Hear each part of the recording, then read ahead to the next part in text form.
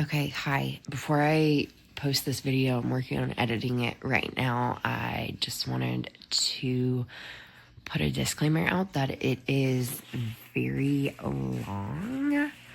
But I edited it as much as I could without taking out anything meaningful.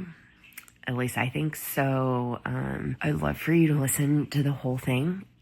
I understand if you don't, but I guess what I'm trying to say is it's like formatted more like a podcast episode, I think. Could be nice to just play in the background while you're doing something else, like going on a walk or doing chores or what have you. So, yeah. Okay, we'll see how this goes. Got my coffee. Is that a very millennial YouTube girly thing to do? My name is Allie Maglio. Oh, I feel awkward doing this part. My name's Allie Maglio. I'm a teacher, a mom, a writer, a wife, a friend, and I am showing up here to make YouTube videos about how to navigate life as a human, the art of being human through the tools and lens of yoga and meditation. The last video I made was in October. I filmed it in the beginning of October. My family went on a trip to Wisconsin. We have cabins there on a lake. And in that video, led with Zach Bryan's song, Northern Thunder, the lyrics, because I love a line he has in there, which states, "Why is everyone acting like they're not human?" And that kind of led me into this path of, through writing that video, thinking about what does it mean to be human. My teachings will be on this channel are meditation, yoga, and mindfulness. But I don't want to just teach like how to meditate, different yoga sequences. I definitely want to be a part of this channel, but more largely, I want to talk about meditation, yoga, and mindfulness as tools for the larger topic I want to talk about of what it means to be human. And I've been working with the title, The Art of Being Human, and like just how to navigate life, which I think is ultimately when we're getting on YouTube or wherever and searching for something for anything in life, it's to help us better understand and learn how to more easily navigate or make peace with this insane experience we have as humans and to make sense of it. So right now I am working on writing a course that I hope to finalize the plans for in March and then film this summer, that is going to, I think I'm gonna call it The Art of Being Human. And it's gonna be all about mindfulness, meditation, techniques for navigating different aspects of one's life. So yeah, I'm excited for that. And I don't feel like 100% clear on it yet, but I'm really working on just showing up and doing the damn thing, because now I have lights and it's too legit to quit. And I have a tripod and I have this mic that I don't know if I'm wearing it correctly, and people may tell me that this is not the cool way to wear it and really you need to hold it up here by your mouth. But listen, this is what I've got going. So anyways, I have so many things I want to share online, so many things I've learned. This is really freaking fun for me too. Like, I was giddy about doing this today. So just on a really basic level, this is fun. But anyway, for today's little chat, I want to talk about confidence. I'm trying to remember why this came up for me, but it was definitely in the middle of the night, the other night, that this came to me. I think it was because so it's post winter break. I'm a school teacher, so we have 2 weeks off for the holidays, which is an excellent perk. And we've also had a few snow days now, so it's bridging on 3 weeks off. But as I was preparing to go back to school to teach, I was feeling a little nervous. Even though I've been doing this for 10 years, I still get a little nervous when I start back up again. And so I was thinking about tips and tricks that I've learned throughout time to become more confident. Oh, and another place that this came from was that I didn't really have any like New Year's resolutions. I did create a long list of goals that I hope to achieve by the end of 2025, but they're not like, I don't know. I don't have any resolutions about losing a certain amount of weight or doing things on a specific timeline by any means. But one thing that I did commit to was no social media for the month of January. That's a whole nother video I want to make because I have a lot to share about that too. But things I'm learning as I step away from social media for the month. And one of the things that I have been feeling is that I actually really miss it, which is funny because I'm usually one to preach about, not preach, but lean on the side of its toxicity. And I do think that there are a lot of things that need to be more closely examined in our individual relationships with social media, but just humanity at large's relationship with social media. But I miss it for talking with my friends, like literally. But one thing that I am realized really before it's probably obvious, but it's hard when you're like in it, when this like feeling and way of thinking is happening, to step out, is that one of the really negative things that was coming out of it for me is a knock at my self-esteem. I think this is a very common experience for women specifically, but I'm sure men too. I work with teenagers. I know this is something they experience pretty universally across the board. And it comes from, I would say, comparison with your peers, which is a thing that's probably happened since the beginning of time, if that's something to say, or civilization, where you're looking at the people around you and thinking, what are they doing that I'm not, or what do they have that I don't? But also marketing telling you that you need something to feel more confident. You need this new makeup, you need this new diet program. Even something I've caught myself on is house stuff. Like I keep getting marketed to redoing our guest room into a filming room and a yoga studio. And so I'm like looking at Pinterest at inspiration and was looking at furniture online and stuff because we bought a new bed.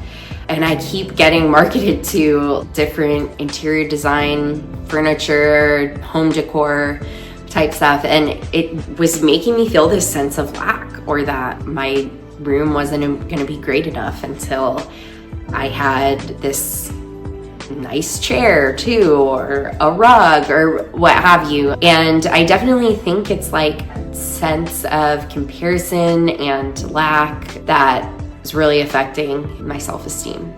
And I don't think that I'm alone in that feeling. I think a lot of people would agree. But anyways, in those two threads, going back to teaching and taking a break from social media inspired me to talk about confidence. And when I say the word confidence, I'm just gonna take a drink of this too, because I'm just gonna pretend I'm talking to a friend, because whoever connects with me on here can already sense it, we're gonna be friends. When I say the word confidence aloud, or when I think about it, I feel like, at least for me, it's somewhat tied to this assumption of vanity, that confident also means to be vain at times. Maybe it's where that association is coming from, is that because of the rampant marketing in our society, often what we are seeing as marketed to us that will build our confidence are products associated with our exterior world. So that by having the dopest yoga room ever, that's what will make me feel confident about showing up on YouTube, or clothes that once I have this outfit, I'll feel confident. And definitely those exterior things, like, do not get me wrong, I'm never gonna sit on here and say that I don't like that stuff. I love it. I love shopping. I love clothes. I love home decor. I do like nice products.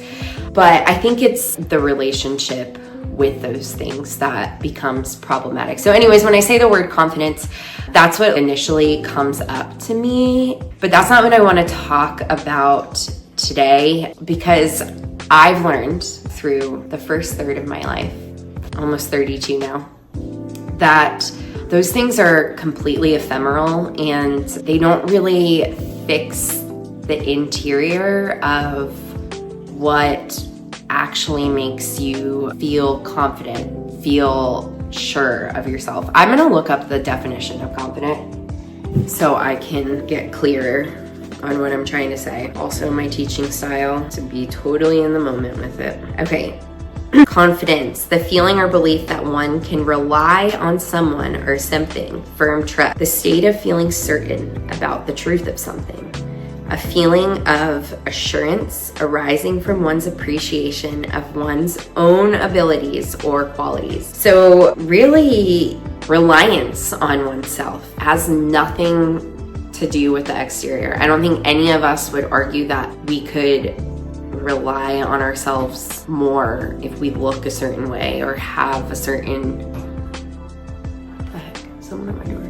When I'm in that space, I'm not moving from a place of confidence. But if I can say, let them, let's just say public school is like a really easy example for me to use. I guess that's because it's what I do full time. I haven't had a ton of really negative experiences with students, but I've had my fair share. And I would say early in my career, definitely had more shock value in terms of letting it affect my self-esteem and be a larger reflection on my own abilities as a teacher. But I soon learned to create this space and sense of confidence by, if a student is being rude to me or another person, calling me effing B or for real things that happen at high school, to just be like, let them. And I'm not saying that let them means that you don't do anything about it in terms of setting your own boundaries by any means. That's not what it means. But to not let whatever they're doing have an effect on you and your sense of yourself, because at the end of the day, it really has nothing to do with you. The one quote I'm thinking of is from the book, The 4 Agreements, which is an excellent book. And the quote is, whatever happens around you, don't take it personally. Nothing other people do is because of you, it's because of themselves. Nothing others do is because of you. What others say and do is a projection of their own reality. Someone's words may be the result of them projecting their own beliefs of themselves onto you, or maybe they're being snippy because they had a bad day. I want to know psychologically, what is the psychological theory of projection? Okay, projection. Let me just read this. Projection, the mental process by which people attribute to others what is in their own minds. For example, individuals who are in a self-critical state, consciously or unconsciously, may think that other people are critical of them. The concept was introduced to psychology by the Austrian psychoanalyst Sigmund Freud, who borrowed the word projection from neurology. In contemporary psychological science, the term continues to have the meaning of seeing the self in others. This presumably universal tendency of the human social animal has both positive and negative effects, depending on what qualities are projected and whether or not they are denied in the self. Projection can be the basis of both warm empathy and cold hatred. In projection, what is internal is seen as external. People cannot get inside the minds of others to understand someone else's mental life, one must project one's own experience. Okay, so here it is. Why we should not internalize what other people say or do. So I think what this theory is saying is that often when we let something upset us, it's because of an insecurity or a place of doubt that's already exists inside us. I feel like on the Today Show, Mel Robbins gave like a strong example of this, but an example I can think of from my own life is, return to teaching again, is that like when I was younger and I was insecure about who I was as a teacher, if a student said, "You're a bad teacher," I projected my own insecurities and lack of skill and experience onto what that student was saying and let it color or affirm those insecurities within me. Now, if a student says, "You're a bad teacher," I am confident enough in my sense of self and my skill as a teacher that I can look at that situation and use the let them language. And because I'm secure and I've built that sense of self, I can look at them and see it as they're in a bad mood. They're pissed off because they didn't do well on this paper, but they were absent 5 of the 10 days of lessons that I taught towards this paper. So them telling me I'm a bad teacher is just coming from a place of their own fault and feeling of lack within themselves because of how they performed poorly. And actually, if I look at the evidence, everyone who was in class for those lessons did really well on the paper. So it's all perspective. So this continues on to say, on the other hand, projection. So here I pulled up her Facebook page and she says, "Stop trying to control the people around you. When you let them be who they are, you gain control over your own emotional peace and improve your relationships." I call this the let them theory, and it has been life-changing for me. It can change your life too. Okay, so then she has this quote. "If they want to leave, if they choose someone else, let them. If they don't support you, let them. If they don't invite you, let them. Stop wasting your energy trying to control or change other people. Let them show who they really are, and then you can choose what you do next." Boom. I think that's the best way to describe it. Yeah, if you don't get that job interview, or if you don't get the job after the job interview and you bombed it, first of all, you can't change it. Second of all, let them not hire you. You cannot control their choice. You can only control what you do next. I feel like this works a lot for me at home too. Just being on the real here. I like to consider myself a real person. I'm trying to be like less of a oversharer, but I don't think I can deny that part of my personality that is just tell it like it freaking is. So anyways, this example, like I used to get really caught up when my husband was in a bad mood and take it personally and let it color my day or what I was doing. And I'm not trying to sit here and say that it's easy to not let your literal life partner and best friend that you're with all the time and raising your child with not affect your mood, or your child, for example, if they're having a tantrum, if they're in a bad mood. It is challenging to not let them affect your mood, but it's possible. And it's helped me so much just maintain my sense of self and my confidence by just being like, my husband's mood actually has nothing to do with me. That's his feeling. Let him. I can't change how he feels. He's gonna feel how he feels. Same with my daughter. I feel like I hear so many parents, especially with this like tablet and social media talk, being like, "Oh, it's so hard to control it. They are crying and screaming." It's okay, but you're the parent. Take it, let them have their feelings. Everything will be fine. It has nothing to do with you.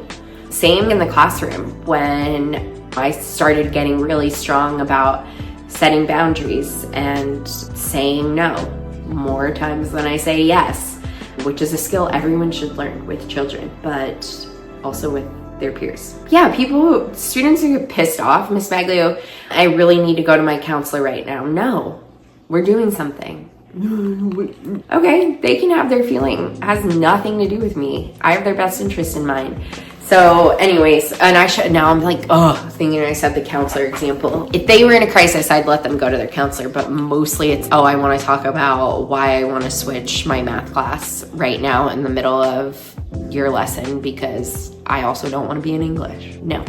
Okay, so that's let them. This one is really good too. The next author I'm going to cite, I have read one of her books and I really liked it. And I think I started to create a book list on Amazon and I'll put it in the description. I'm an English teacher. Books have changed my life. Books changed people's lives. If we're in this state of needing more, needing to change, needing to lose 5 more pounds, needing to have this new outfit, needing Botox, needing whatever it might be, that isn't appreciating our own abilities or qualities. It's seeking out something. I do think that when you look in the mirror that you feel good about the way you look or that you feel comfortable and good in your own skin is also an essential piece of this,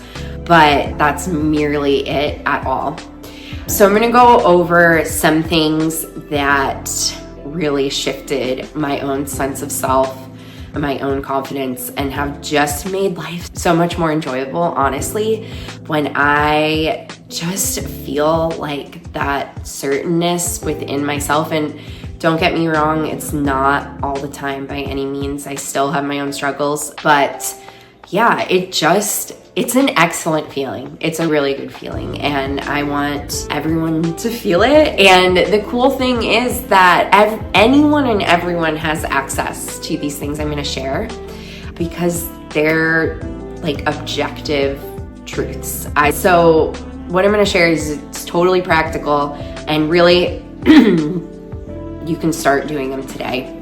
I will say, like with anything, especially from my yoga and meditation background, everything's a practice. You can't just do something one time and expect a lifelong change. But some of these I started the year of my pregnancy, which was, wow, I got pregnant in 2022, so 3 years ago now. That's wild. And I felt an immediate shift in my life. I was in a pretty dark place my first trimester.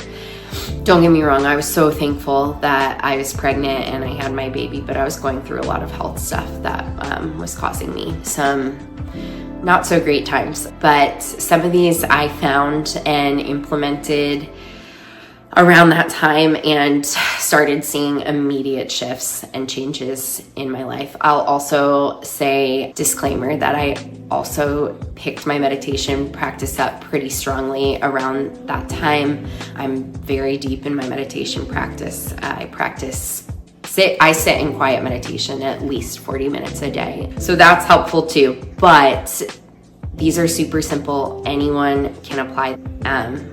So yeah, I'm excited to share.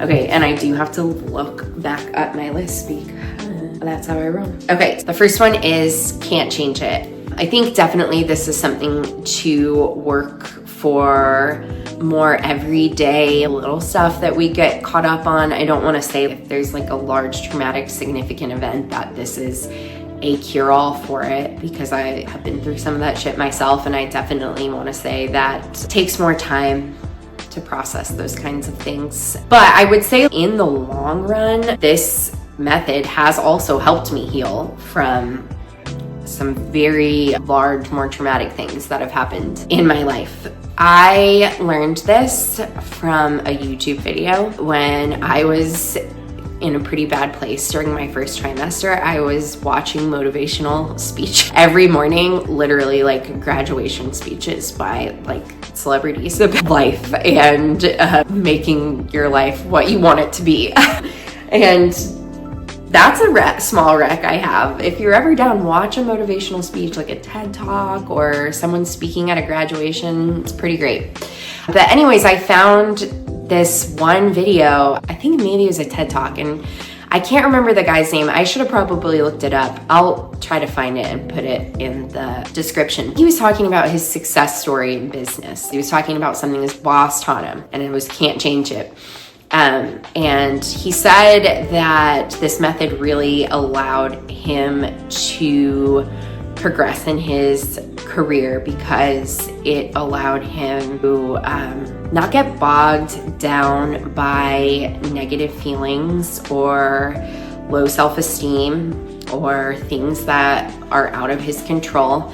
And the story was that he'd worked really hard on a project and I guess presented it to a number of investors, and they declined it, and he was really low, really upset, and his boss said, okay, I'm gonna teach you something, and it's the can't change it method, and this is how it works.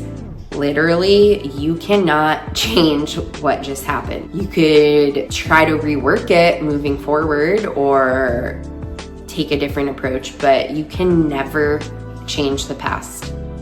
Literally, it's physically impossible. Unless you have a time machine. I was gonna say hit me up if you find one, but I actually don't want to go to the past because it's over. I'm here now. I learned from it. When something happens that doesn't go your way, or you make a mistake, or there's a large disappointment, or whatever it may be, whether it's something you did or something someone said to you, some kind of disappointment. Let me think of some examples. You posted your first YouTube video and not many people watched it. You texted someone after a first date and they snubbed you. Snubbed a word. Ghosted. You went to a job interview and you didn't get the job. You spent an hour and a half doing your hair and your makeup and you feel like it looks like shit. That's me all the time.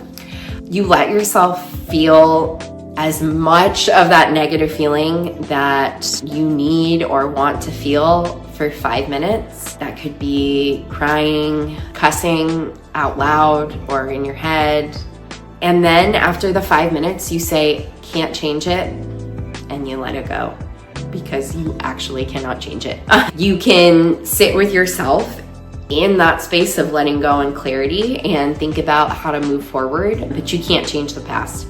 And this is maybe no shit, and yeah, it's obvious, but I think often part of messes with our self-esteem, what takes away from our confidence, are things that have happened in the past that we are still holding on to. So again, it's if you feel a sense of rejection, maybe it is the first date example. You went out on a first date, you thought you guys hit it off, you sent him a text. P.S. I have not been in the dating world in 10 years, so if I'm off base, I don't necessarily really understand that world, besides from watching Love is Blind and The Ultimatum. But anyways, let's say you went on the first date and you thought it went really, you were waiting for a text from him or her. It never came. You sent one, they didn't reply, and then 2 weeks later, you see a picture of him or her with someone else on an Instagram story, and you feel a deep sense of rejection. Often, that rejection becomes a part of our storyline and our sense of self and our self-image, and can really hurt our confidence. So the best thing to do is to feel what you need to feel, know that, say the words can't change it, and let it go. You do poorly on a test, let's say, or you bomb an interview. You could let that become part of your story and affect your confidence, or you can just live in the space of knowing that everyone who is living on planet Earth has things that do not work out for them. Everyone has failures. Everyone faces rejection, like literally every single person. And so you can't change the past. You let it go and move on. Let me think about some of the ways this has helped me realistically.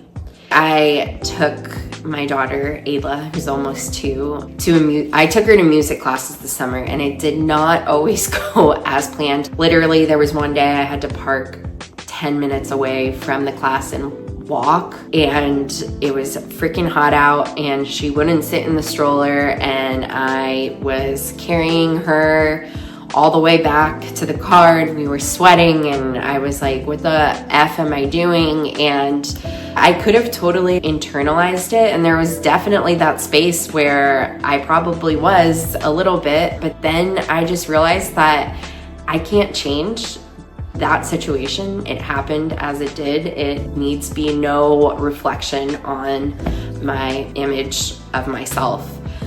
What else? In the classroom too, I use it for kids all the time too, because they'll do bad on the test and they'll be super upset or pissed off, blaming everyone, blaming, themselves. And I just tell them, like, feel your feels for 5 minutes and then say can't change it, because you can't. And internalizing that stuff only leaves us feeling inferior or that we're not good enough. And there's really no point in that, because we all make mistakes. That's just a part of being human. So, can't change it. Okay. This is a recent one.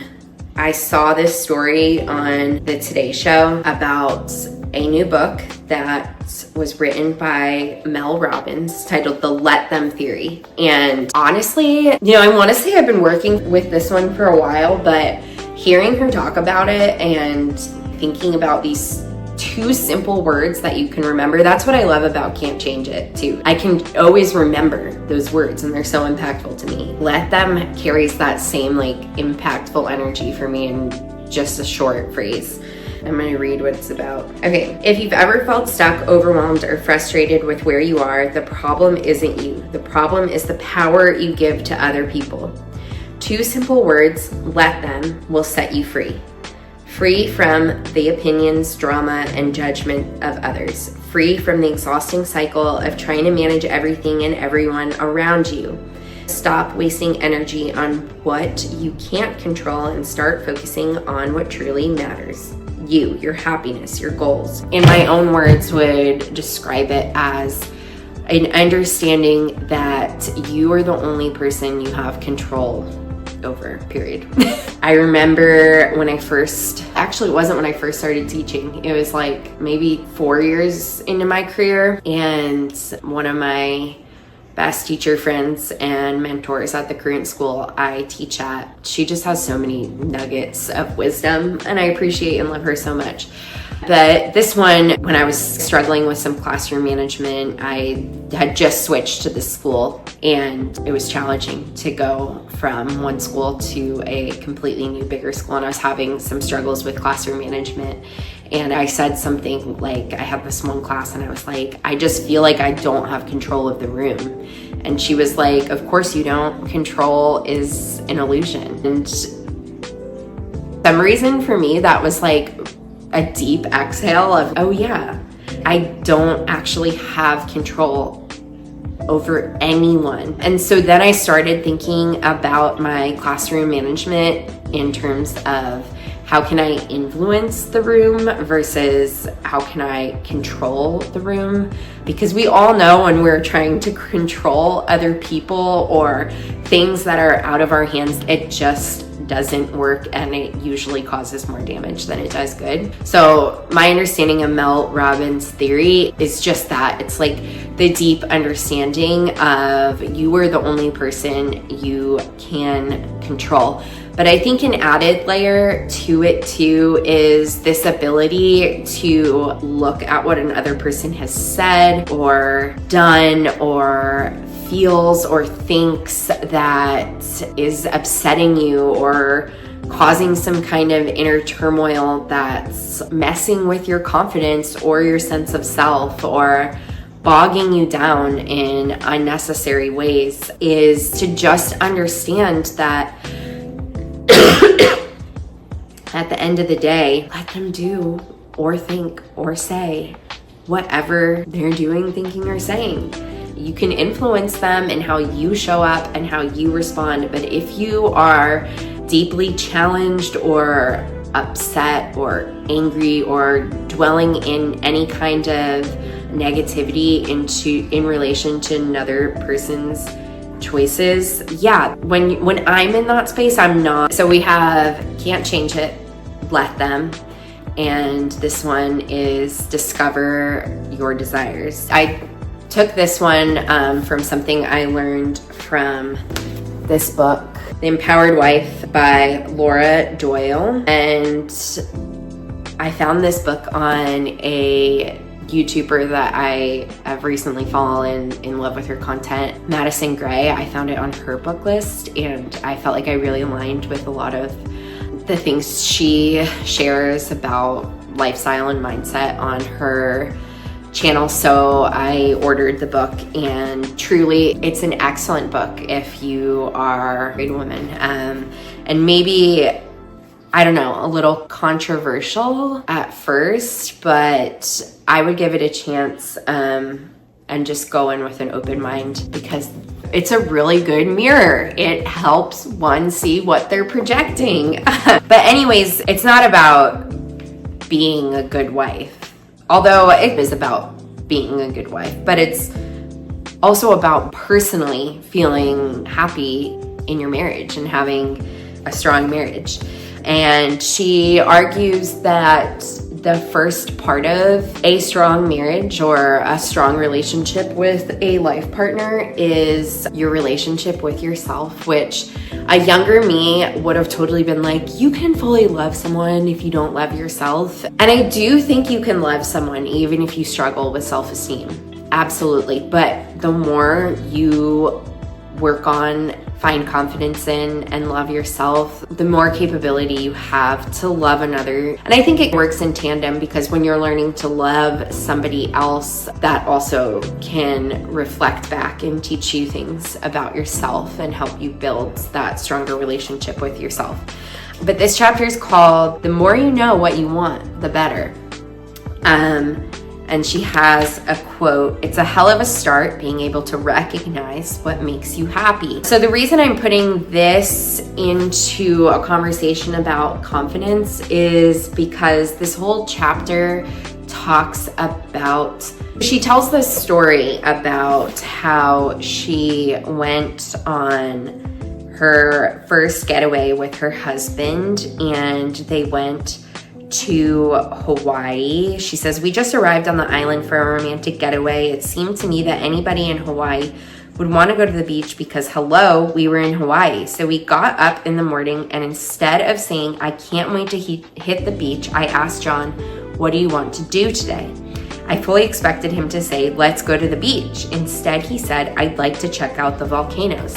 We'd only been dating for 5 months, and I was trying to be considerate because I thought that was what you should do to have a good relationship. So instead of saying, "Really, I want to hit the beach," I just said, "Okay." That was my idea of being a good girlfriend, not telling him what I wanted because it was different than what he wanted. I figured if I expressed my desire, there would be a conflict because we wanted different things. I thought that meant that there would have to be a winner and a loser. I didn't want a conflict. I wanted to stay close and connected. And I had asked him what he wanted to do, so it seemed rude to say I wanted to do something else. I started getting irritable, thinking about how it was all John's fault that I was stuck in the car. I thought about what a sacrifice I was making for him, or how he hadn't even asked me. I started to fume and sigh and roll my eyes. Finally, he asked me what was wrong, and I let it all out, not in a nice way. I feel sad for that younger version of myself who couldn't figure out how to say what she wanted without making a demand, having an expectation, or starting a fight. Since I didn't say anything about my desires, I knew I wasn't going to get them, and that was frustrating. But just shoving my desires to the side and then exploding later was not a good strategy. Now that I know how to honor and express my desires without expectation, demand, or manipulation, I'm less likely to ask someone else what he wants without first turning the question to myself. What do I want? Until I turned my attention to the things I wanted, my marriage continued to flounder. That's partly because I thought it was my husband's job to make me happy. When I was unhappy, I thought it was because he wasn't making me happy. I had it all wrong. I was unhappy because I wasn't making myself happy. I hadn't been tuning into the subtle marching orders that my soul was giving me. Instead of honoring even a simple desire that I yearned to go for a walk on a crisp fall afternoon, for example, I'd make myself stay at my desk and get my work done because I thought that was the more responsible thing to do. When I started paying attention to my desires, it was pretty hard for me. At first, I came up empty. I had no idea what I wanted. That's how far away we are from ourselves. We don't even know what we want. In this chapter, she suggests making a list of the things that you desire. Obviously, this is in relationship to marriage. I do want to talk about marriage on this channel too, as a part of the art of being human, because people have all different opinions on marriage this time we're living in, and I definitely respect other people's opinions. I personally think that marriage is an excellent tool for self-growth or any really close friendship or partnership with another human being can serve as much, but I think that marriage is one of the closest partner relationships one has in their lifetime. Almost every place on planet Earth that humans are living, there is the institution of marriage or some kind of partnership, and yeah, I think it's an innate human quality. But anyways, so she's suggesting to express your desires in relationship to your partner, your husband. But I do think that the point I'm trying to make here is that she suggests that when people are trying to get at what actually are my desires, that a lot of women she's worked with, because she also works as a marriage coach, they don't even know what their desires are. And I don't think that's even just true for women. I think it's true for a lot of people living at this time, is that if you don't even know what you want out of life, then you don't really know yourself. And how can we be confident or appreciative of our own qualities or know or understand the life we want to build if we don't even know what it is that we desire? This has really helped me with my confidence, and I feel like all of these I'm saying play into each other, but especially with the let them, because I know that it's within my control to find and create my own happiness, and I don't have to rely on external circumstances for that to happen. And a way that I'm really able to do that is by simply asking myself, what is it that I desire? And it could even be like, what is it that I need too? It doesn't even need to be like just desire. Sounds like something beyond a need, more a want. Is it that I need to take a rest right now? Is it that I need to go on a walk? Do I need some water? Do I want to pick up a new hobby? Do I actually want to stop reading this book and read a different one? I love that she talks about how she was like forcing herself to sit at her desk because she thought that was the responsible thing to do. I definitely think there's an important balance between our responsibilities and the things we desire to be doing. But on the same thread, I think as you merge into adulthood, there's definitely like more focus on what I should be doing than what I want to be doing. And if we're not fulfilling that part of ourselves, like the deep desires that we have, then we're not going to feel happy or fulfilled or confident in ourselves. But I do think that it's important that she mentions that a lot of people don't even know what it is they desire because of a sense, like a lack of self-esteem and the search for confidence in external material items or relationships with other humans. So I would recommend for this one, which I actually need to be doing more often, is to list, maybe it's once a week, what do I desire? And then I think like for me, it's definitely like I do want to work on the listing more, but it's definitely become more second nature where I can just have that dialogue with myself. What do I need or what do I desire in this moment? When we're clear on that, then we can be more clear on ourselves, and we can start feeding ourselves and nurturing ourselves and giving ourselves what we need and want, and building that trust and self-reliance within us. That is where true confidence comes from. So yeah, my next one is, I'm not gonna lie, I need to take a break and close my eyes for a second because I've been talking a long time, but this is good. I need to build my stamina back up for teaching. My next one definitely plays into the discover your desires one, because it's about being honest with yourself and others, helps build confidence. And I think oftentimes we struggle to identify what our desires are, or what our true desires are, because we're not being honest with ourselves or with other people. And that is because we think or feel that our confidence is going to come from like external approval or external material items. And so we are not being true to ourselves in order to appease other people or to fit into a certain mold or aesthetic, as people say nowadays, my kids say. So yeah, the next tip is going to be being honest with yourself and with others. And the question to ask yourself for this could be, is this true for me, or am I telling the truth? Okay, I'm gonna pause and take a break and get some water.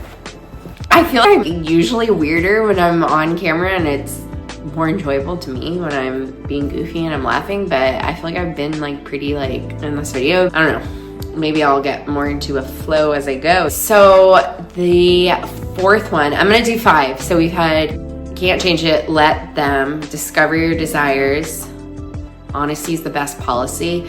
This one, I think it's really helpful to ask a question, is this true for me, or am I telling the truth? Again, often we are not honest with ourselves or other people because we are trying to get approval to feel like we belong, which will in turn build our self-esteem.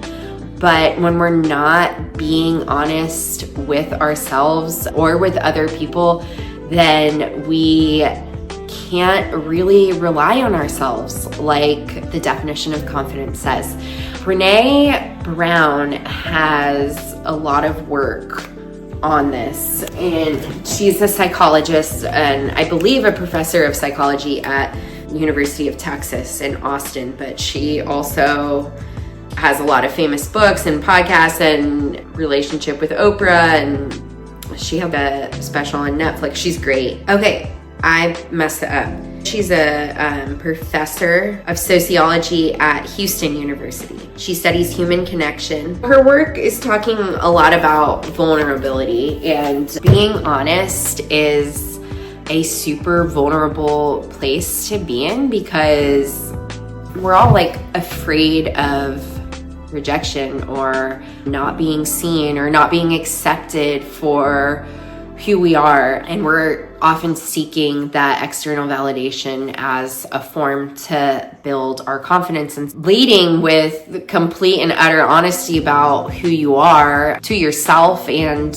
in relation to others can be a very vulnerable place to be in. She says, because true belonging only happens when we present our authentic and perfect selves to the world, our sense of belonging can never be greater than our level of self-acceptance. I feel like for me, or at least I used to think that when I was facing rejection, but the rejection was behind a million, like I had a million different veils up in front of my true self to guard that rejection, that it would hurt less. But in the long term, I learned that my truest trust within myself and pure, honest confidence came from when I was being honest to myself about my own feelings, about my own desires, about my own thoughts, about the world and other people. and what I believe and what's true for me, that's when my confidence really started to truly blossom. And all the other techniques I talked about, not taking things personally, the let them technique, can't change it, not holding on to the past mistakes I made, things that didn't go my way, getting clear about what I want out of life, helped me pave the pathway to feel a deeper sense of knowing within myself, and to then show up more authentically without so much fear of rejection. Again, we can't control what other people are going to think, say, feel, do. So none of this is like you're not face rejection, but the fear of putting my true self out there and fearing rejection dissipated because I just felt more sure and comfortable in my relationship with myself. But the really cool thing has been, the less I feel I'm putting on a front or like under this guise of trying to appease other people or to fit in, the more accepted I actually feel. Like the more I show up as my authentic self, the more I'm honest with myself and honest with other people, the stronger my relationships with other people have grown, and the more accepted I feel than when I'm in this space of, I don't even know, like it happens unconsciously, but just trying to appease or fit in, not cause conflict. Yeah, it works out so much better when I just show up honestly. And I think just getting used to asking yourself the question, is this true for me, or am I telling the truth? And I'm not trying to insinuate that people out here lying.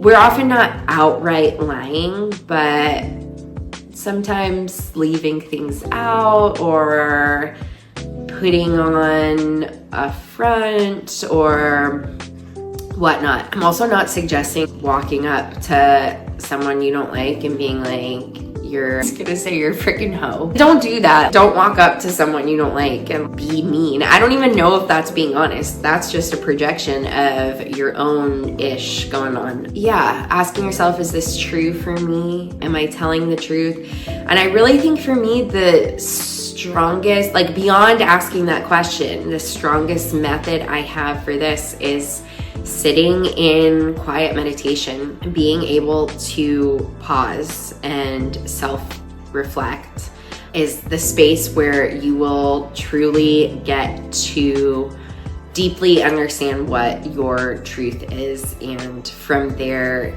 your most confident self will emerge.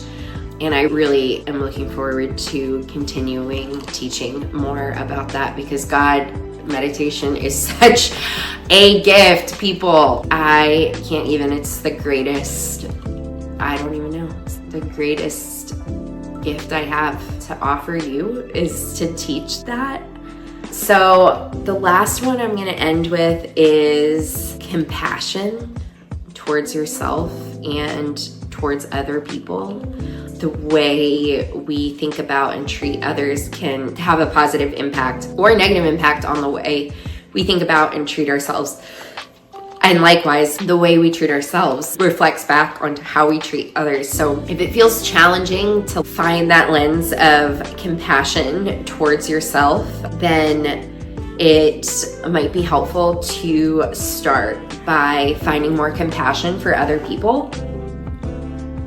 And I think that it is easy to find compassion or be nice when someone's doing something nice for you or something's going your way. It's easy to be nice to yourself when you've been successful at something or things are working out for you. And those spaces and instances in life when someone is being less than nice, pleasant, I wanted to say, to you, or something you do make a mistake or something doesn't go the way you wanted it to go, to find that criticism and to find compassion in those tougher moments is the real challenge, because of course it's like easy to like love on and be nice to someone when they just showed up with a gift card and a massage and were like, you look gorgeous today.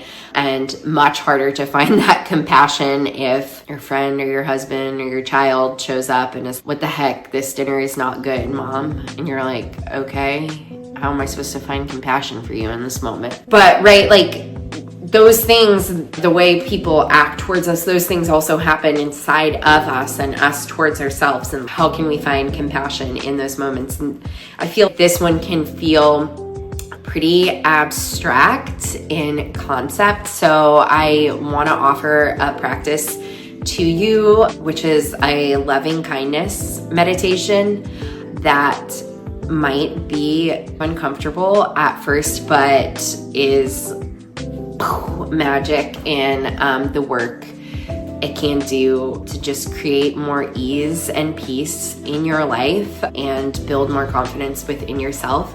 And so I'm not gonna lead us through one in this video, but I'm gonna tell you what it is, give you some background on it, and then I'm gonna put in the description. I created one, but I think it's maybe for new moms, but it could really work for, I think it could be anyone, but I like talk about in the beginning like moms, but I'll link some other ones. There is a meditation teacher, the Headspace app. P.S. I love Headspace as a meditation app, and the teachers on there are, I almost just said magnificent. What? The teachers on there are excellent, and I'm not sponsored by them. Say this? What? Does that even make sense? I'm not sponsored by them. This is my true, genuine feeling. I've used the app for I don't even know. Have I used it for 10 years? Possibly.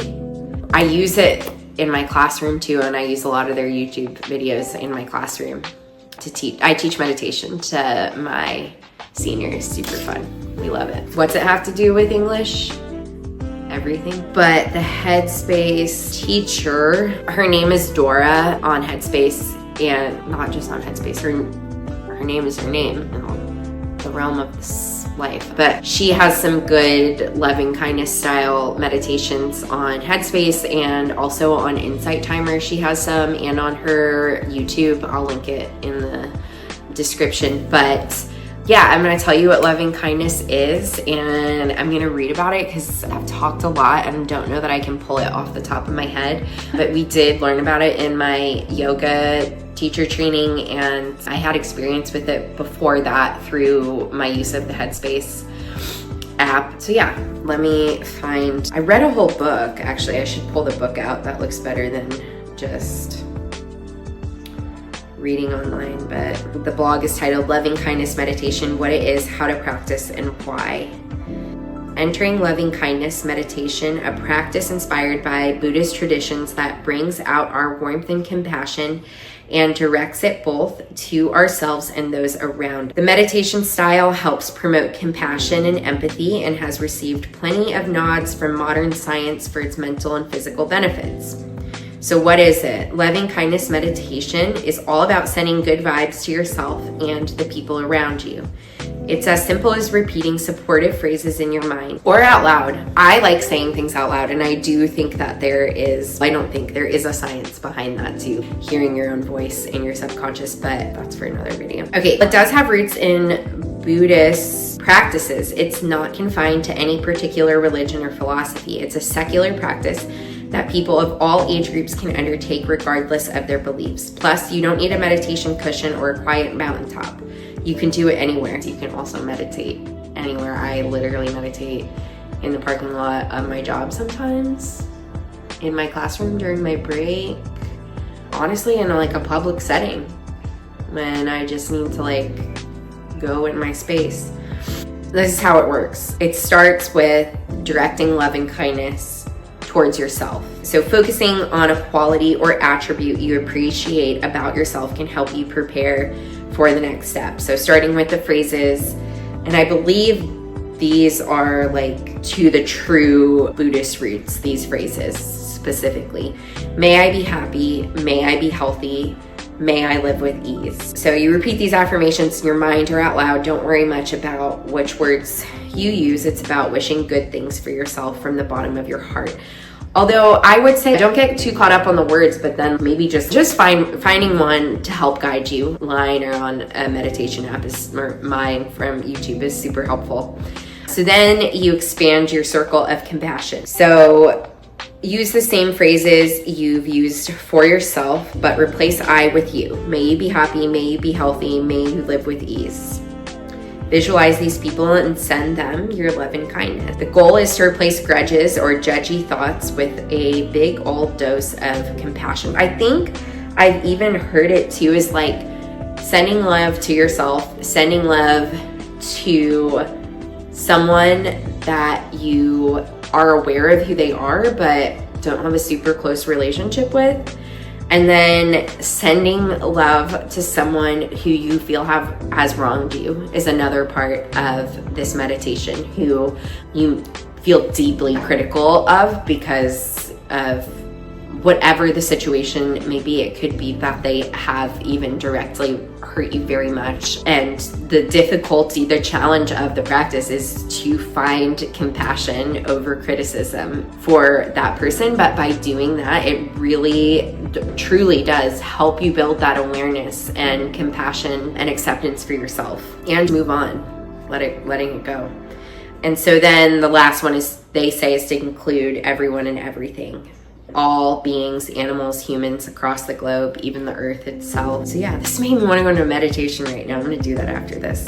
Cool. I'll link this article in the description box. There's a lot that goes into building confidence, true deep sense of confidence in yourself, but compassion is a huge piece and it can feel really unattainable. So practicing the loving kindness meditation, making that a part of a daily self-care ritual or morning ritual. It doesn't need to look like that you're like sitting down in silence like I say I do, which I genuinely do for as long as I do during the day. It's totally attainable to get to that kind of meditative state, and I really hope to share that and teach that on my channel. But loving kindness is totally accessible, grounded practice that you can do starting today that will help you build that compassion piece versus self-criticism, and will ultimately help with confidence. I'm not gonna lie, I've been talking a long time. I'm pretty tired. My name is Ali Maglio. I feel awkward doing this part. My name's Ali Maglio. I'm a teacher, a mom, a writer, a wife, a friend, and I am showing up here to make YouTube videos about how to navigate life as a human, the art of being human, through the tools and lens of yoga and meditation, but also bringing in a lot of books and experiences and other teachings that I've learned throughout my first third on this planet Earth. If you like this video or any of my other videos, I'd really love if you would subscribe. This is the part where I'm feeling less confident, but yeah, it'd be really cool because I have so much to share and I want to keep sharing it, and this has just brought me so much joy today. So cool. I was gonna get sappy, but let me know if you have any questions. I really want to be good about checking the comments and responding to people. Please leave me a comment. I also think I'm gonna put my email address in the info, so if you want, or in the description, so if you want to send me an email, I'd love that too. Yeah, more soon.